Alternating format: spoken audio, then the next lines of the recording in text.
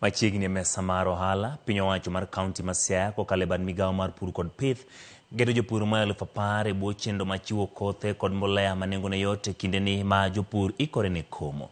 Fuonruok ma kama en achiel kuom yore mag konyo jopur mosebedo ka ywago nok mar mbolea pacho ka.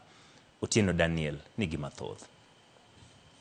Kaluwore gi jatend migawo mar pur gi pith e kaunti ma Siaya, Sylvester Kokoth, iseyudo mbolea tan 72 kaachiel kod koth bando tan 40 ma sani gichwalo ne jopur e kauntino e nengo mogonyore.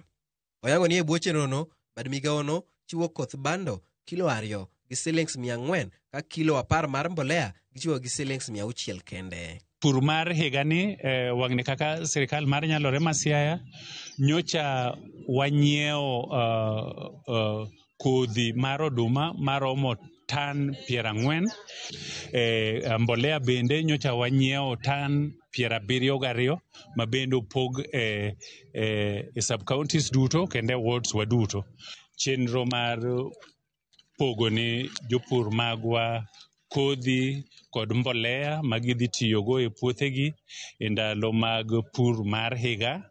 Kokoth ma oloso kinde ma ochiwe kodhi e apis ruoth ma Karemo mayudore e sub county ma Lego Usonga okoni kopogore kod koth bando bende gichiwo tan 3 mag bel, kothe mag pamba kaachiel gi tan 10 mag sunflower. Luwo ni sirikand kaunti ma Siaya oketo omenda maromo milion 30 e chenrono. Mopogre kodhi mar oduma wapogo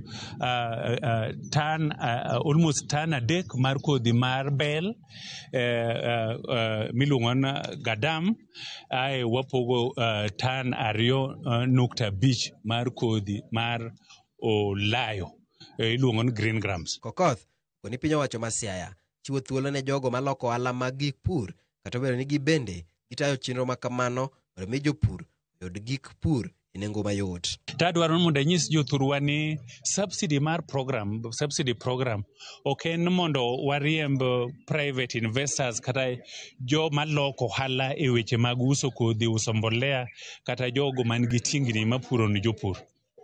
Ne wan kaka sirikal ka tingni wan woko kanyo to kodhi wa kod mbolea wa be wamiyo jopur e nengo man piny.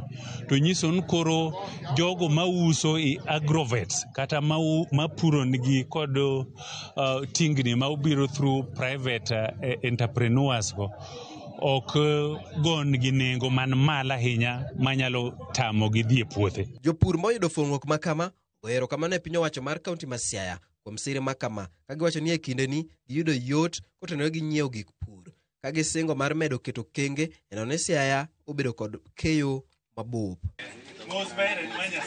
Otieno Daniel Ouma, Ramogi TV.